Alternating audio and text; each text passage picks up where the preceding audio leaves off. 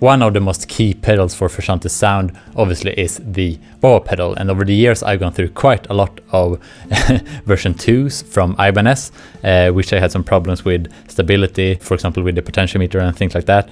And then I got the 10-spot 2 from Wilson Effects. And then quite recently I got the WH10v2 from Lab, which I made a video about suggesting it could be the optimal Frusciante wah pedal. And on that video I got a comment which I believe says something like that the optimal Frusciante pedal has already been made, being the 10-spot 2. And my response to that pretty much was that I need to do this very comparison video that I'm doing right now, because I think we need to make this issue more nuanced and not so black and white, because even though all of these three pedals aim to do pretty much the same thing, the end result that you get can be quite different depending on what aspects you look at. And the most obvious aspect that you see at first glance that differs is the weight. So you know, the 10-spot 2 is by far the heaviest and most sturdy pedal, or most sturdy enclosure, and the V2 is in the middle, and then the WH10v2 is by far the lightest pedal. And just from that aspect alone, you can't deny that the WH10v2 from Lab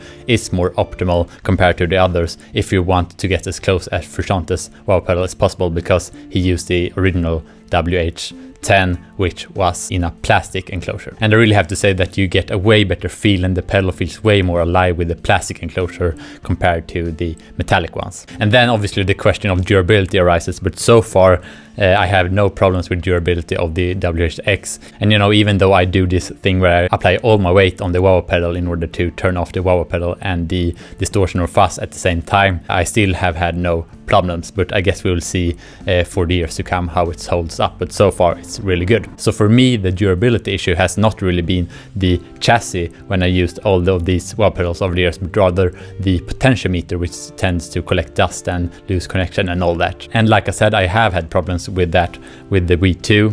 And when it comes to the 10-spot 2, I have used it for many years without any problems, but recently I had a problem where, you know, I started to lose connection, and I tried to clean it and nothing worked, but then I just left it for a couple of months and then it started working again. So I have had some problems there too. And I guess that isn't a fair comparison to the WH10v2, because I haven't used that one for many years like the 10-spot 2. But it should also be added that the WH10v2 has been designed with this problem in mind, because it is a quite common problem for wah pedals. So hopefully it will hold up better over time, but I guess we will see.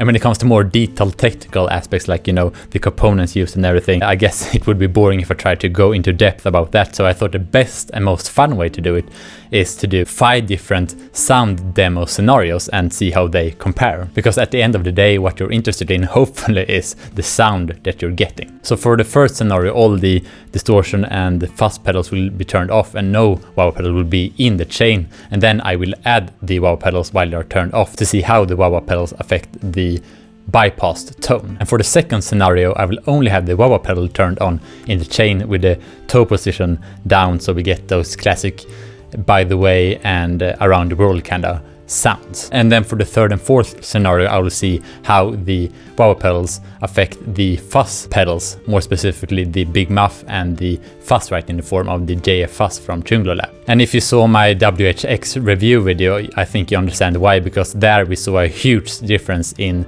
the sound we got when the wah pedal was in the chain compared to when it was out of the chain, even though it was off when it was in the chain. And we did not really see this phenomenon with the DS2, so therefore I will focus on the fuzz pedals in this case. And then for the final and fifth scenario, we will do those classic Frusciante style threads with the DS2, the Fuzzrite and the wah pedal. And for this scenario, the wah pedal will obviously be turned on. And here you can see all the pedals that are in the chain, and most importantly you can note that we have the chorus ensemble, which really affects the end result we get in this demo here. And if you're curious why, you can see my video called The Most Important Frusciante Pedal to get an understanding for that. But anyway, let's jump right into this demo.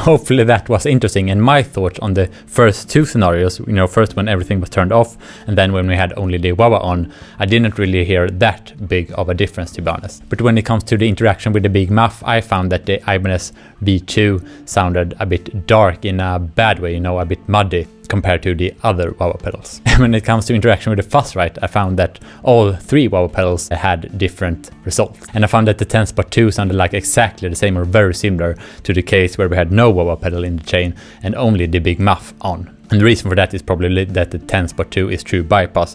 And you know, in this case, I think that that didn't really work out that well. I felt like the sound lacked, you know, a bit of saturation. I don't know if that's the right word, but you know, I found that there was something missing there. It sounded a little bit weak. And when it comes to the Ibanez version 2, I found that we got like too much saturation to the point where the tone became too dark. When it comes to the WH10, in my opinion, it had a really nice balance, a really nice saturation, and I really felt like it added a lot to the pedal compared to when it was on its own.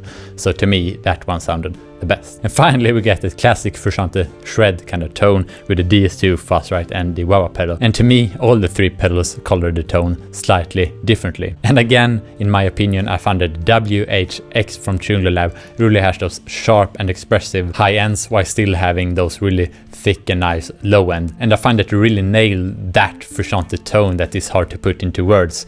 And I found that, you know, all the other pedals sound good, but I found that they are not really as close as Frusciante's sound, which we really all know and love. But another thing I want to highlight that really surprised me was how different the Big Muff and WH10 interaction sounded in my last video where I reviewed the WH10 compared to now. So if you just take a quick listen to that video now, you can hear the difference very clearly. But if you listen again to this video example, the difference is not definitely as clear.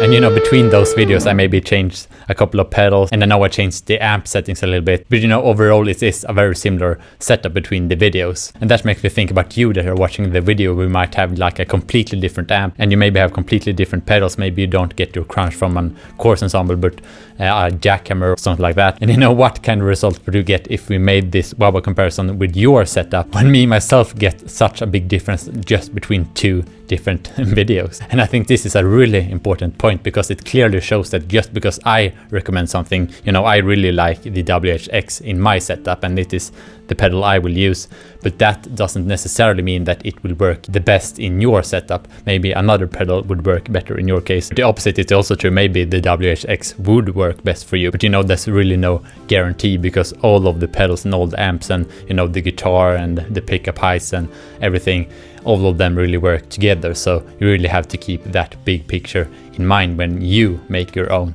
decision. And yeah, that is the video. So hopefully this has been fun and interesting. And yes, you have noticed I have done a lot of lessons recently, and I'm really curious what kind of response I get on a video like this, because the response really helped me to know what kind of content to make in the future, and the response and the like button and everything obviously also helps a lot with the algorithm. So yeah, please do all that, like and subscribe and everything, and I'll see you in the next video.